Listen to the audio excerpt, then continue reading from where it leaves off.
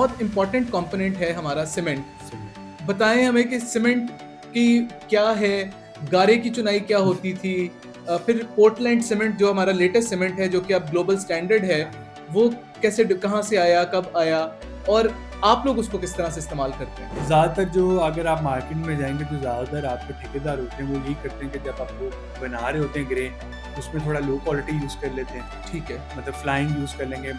Flying क्योंकि कम पैसों में मिलता है तो थोड़े पैसों की भी बचत हो जाती है। अच्छा, सीमेंट का काम चीज़ों को जोड़ना है और that is an important job जो सीमेंट करता है, और आपने कहा कि वो हार्ट बीट है।